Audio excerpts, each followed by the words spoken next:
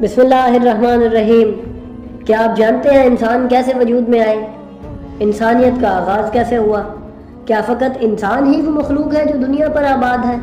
وہ کون سی مخلوق ہے جو حضرت آدم سے پہلے بھی موجود تھی؟ کیا ایسی بھی کوئی مخلوق وجود رکھتی ہے؟ کیا اب بھی اس مخلوق کا وجود باقی ہے؟ کیا انسانی بصارت اور ذہنی طاقت اس مخلوق کی موجودگی کا یقین رکھتی ہے؟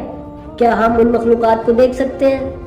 تو ناظرین، آئیے انہی سوالات کے دلائلی اور تفصیلی جوابات تلاش کرتے ہیں۔ یہ اس وقت کی بات ہے جب اس دنیا پر ایک ایسی مخلوق آباد تھی جس کا سر تو انسانوں جیسا تھا مگر ان کا دھڑ گھوڑے کی طرح تھا۔ یہ اسی طرح ہماری زمین پر چلتے اور روزمرہ کے کام کرتے تھے جس طرح ہم کرتے ہیں۔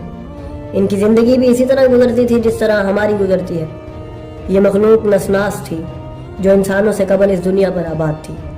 ان کے ساتھ اس وقت جنات بھی زمین پر رہتے تھے اور ان کی بھی زندگی انہی کے ساتھ گزرا کرتی تھی۔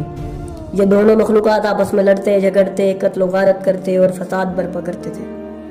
ان سب کو دیکھ کر فرشتے اللہ کی بارگاہ میں ہر روز عرض کرتے کہ ان کو نیست و نابود کر اور زمین کو ان سے پاک کر، مگر اللہ کی رحمت ہمیشہ ان کے شامل حال رہتی۔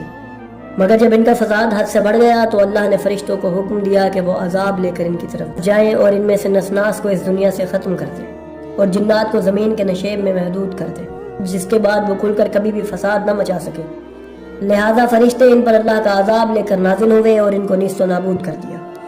یہ وہی وقت تھا جو نسناس کے لیے قیامت تھا کہ ان کو پوری طرح سے ختم کر دیا گیا، مگر جنات کو اس زمین میں ہی رہنے دیا اور دنیا کے نشیب میں محدود کر دیا۔ اب وہ اپنی زندگی کھل کر نہیں جی سکتے تھے، ان کو پابندیوں میں جکڑ دیا گیا۔ کافی عرصہ اسی طرح رہا، پھر اس کے بعد اللہ رب العزت نے ایک مخلوق بنانے کا ارادہ کیا اور اسے زمین کی خاک سے خلق فرمایا۔ اسی مخلوق کا نام اللہ نے انسان رکھا۔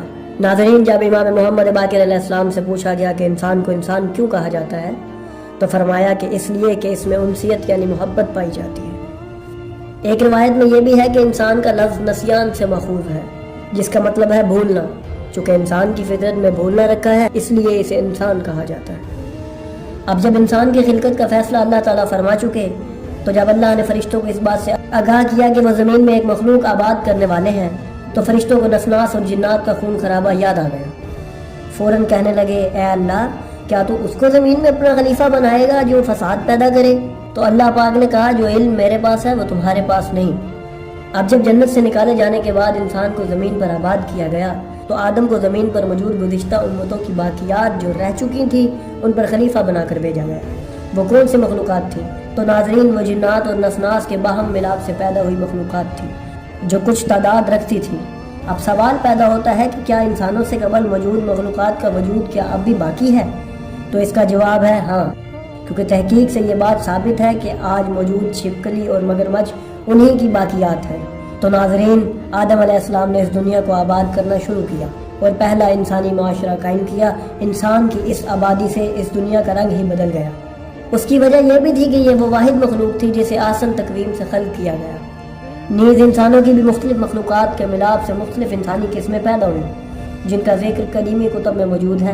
آنے والی ویڈیوز میں ہم ان کا بھی تفصیلات سے ذکر کریں گے۔ آدم کی اولاد بڑھتی گئی اور دنیا آباد ہوتی گئی۔ آدم کے حضرت حوا سے کتنے بیٹے پیدا ہوئے؟ ان کے نام کیا تھے؟ ان کی بیٹیاں کتنی تھیں اور ان کے نام کیا تھے؟ ان کی اولاد کس طرح اور کہاں پھیلی؟ انہوں نے کون سے شہر آباد کیے؟ ناظرین، انہی سب سوالوں کے جوابات آپ کو ہماری آنے والی ویڈیوز میں ملیں گے۔